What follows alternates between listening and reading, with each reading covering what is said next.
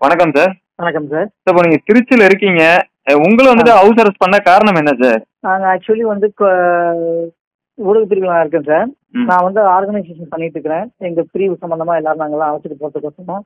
இது நம்மளோட முக்கியமான ஒரு நம்ம கோயிலை வந்து விட்டு கொடுத்த மனப்பான்மை இல்லாம நம்ம ஒரு நியாயத்துக்கோசரம் நம்ம ஒரு இந்துத்துவத்துக்கோசரமும் இந்துத்துவங்கிறத மதத்தை பத்தி பேசல, இது அடிப்படை உரிமை நம்மளோடது. அதனால இது போறதுக்கோசரம் நான் எனக்கு எல்லாத்தையும் ஆர்கனைசேஷன் பண்ணிட்டு இருந்தேன் ஊடக பிரிவு சார்பா. அதனால வந்து இந்த விஷயம் வந்து எஸ்எஸ்ஐக்கு இதாகி நாங்க வெளியில போகக்கூடாது, யாரும் ஆர்கனைசேஷன் பண்ணி எனக்கு தொடப்படக்கூடாதுன்னு சொல்லிட்டு நேற்று நைட்டு ஒரு 7:30 வீட்டுக்கு வந்துட்டாங்க சார். இப்போ அரெஸ்ட் பண்ணி எங்க சார் வச்சிருக்காங்க? இன்னும் அப்படி இருக்காங்க சார். இதோட 3 பேட்ச் மாறிட்டாங்க. 12 மணி வரைக்கும் ஒருத்தவங்க வந்தாங்க. 12 மணி வரைக்கும் என் ஒய்ஃப் இருக்காங்க. அவங்க வந்து பேரன்படி மாவட்ட துணைத் தலைவர்.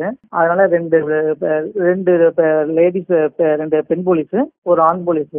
அப்புறம் காலையில 8 மணிக்கு 4 பேர் வந்துட்டாங்க. அதுல 3 பெண் போலீஸ், ஒரு ஆண் போலீஸ். இன்னமும் வாசல்ல தான் இருந்துட்டு இருக்காங்க. இப்ப 3 பேர் நிக்கிறாங்க. ஒருத்தர் கடைக்கு போயிருக்காரு. 3 பேர் நின்றுட்டு இருக்காங்க சார். காலையில கூட போய் கேட்டு பார்த்தேன், என்னையாவது வெளியில விடுங்க அப்படின்ட்டு.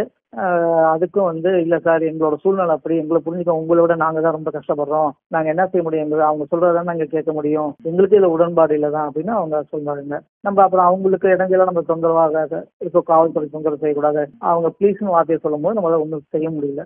இல்ல சார், மதுரையில ஆர்ப்பாட்டத்துக்காக பிளான் பண்ணியிருந்தாங்க இந்து மக்கள் கட்சி சார்பாக. ஆனா இங்க திருச்சியில அரெஸ்ட் பண்ண காரணம் என்ன சார்? இன்னைக்கு எல்லாரும் மதுரையில எல்லாம் நம்ம எல்லாமே சேர்ந்தாங்க ஒன்றிணைச்சு நம்மளோட பலத்தை எல்லாம் காட்டணும்ல சார். நம்ம கோயிலுக்கான நம்மளோட பொறுமையை விட்டு கொடுக்க கூடாது இல்லையா? அதனால தலைமையோட கட்டுப்பாடு. 2வது எல்லாருமே ஒன்னா சேர்ந்து போய் நமக்கான இத்தனை காசு வரலாற்றை பாதுகாக்கிறதுக்கோசரம் அங்க ஒரு மாபெரும் நம்ம சக்தியை காட்டுறதுக்கோசரம் எல்லாருமே நம்ம தான் போறோம். அதனால அங்க நம்மளோட இதை காட்டக்கூடாது, டிஸ்போஸ் இல்லாம பண்ணணுங்கிறது இவங்களோட ஏற்பாடா இருக்குது. அதனாலதான் எல்லா ஊர்லயும் எல்லாத்தையும் கைது செய்யறதுனால திருச்சியில நம்ம போறதுனால நான் மட்டும் இல்ல, மாவட்ட தலைவர் எல்லாத்தையுமே சேர்த்து அவங்க அதெல்லாம் அரெஸ்ட் பண்ணிருக்காங்க. நம்மளோட ஸ்ட்ரென்த்தை காட்டக்கூடாதுன்னு இந்த ஸ்டேட் கவர்மெண்ட் செய்யற ஒரு விஷயமா இருக்குது. ஸ்டேட் கவர்மெண்ட் எப்படி சார் கையாளுதுன்னு பாக்குறீங்க இந்த விவகாரத்தை பொறுத்த வரைக்கும்? ஏன்னா கடந்த ஒரு மாதமாக முற்றிலும் உண்மைக்கு புறம்பான ஒரு விஷயம். 2வது 100% வந்து யாராலையும் இதை ஏற்றுக்க முடியாத ஒரு விஷயம். கையாளுறது வந்து ரொம்ப ரொம்ப ஒரு கோலத்தனமான ஒரு விஷயமா இருக்கு. ஏன்னா இவங்க விட்டுருந்தா நம்ம போய் நம்மளோட பலத்தை காமிச்சிருப்போம், நம்ம உரிமையை நிலைநாட்டிருப்போம், நமக்கான ஒரு நமக்கான கடமை, அதாவது எப்படி சொல்றது, நம்ம முருகன் கோவில் அது காலங்காலமா நம்ம இந்துக்களால பூஜிக்கப்படுற ஒரு கோயில், எல்லா மதத்தாலும் ஏற்றுக்கக்கூடிய ஒரு விஷயம்.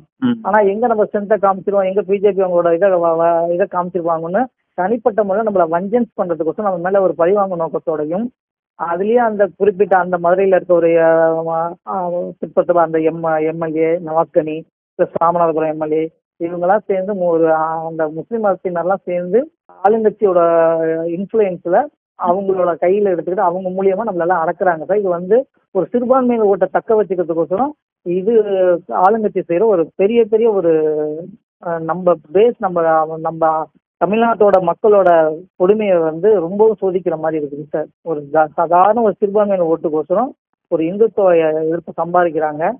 பட் இப்போதைக்கு இதை செய்யறாங்களே தவிர இது நிரந்தரமா நம்ம அதை விட்டு கொடுத்துட மாட்டோம். Okay sir. ரொம்ப நன்றி சார். நான் நன்றி சார்.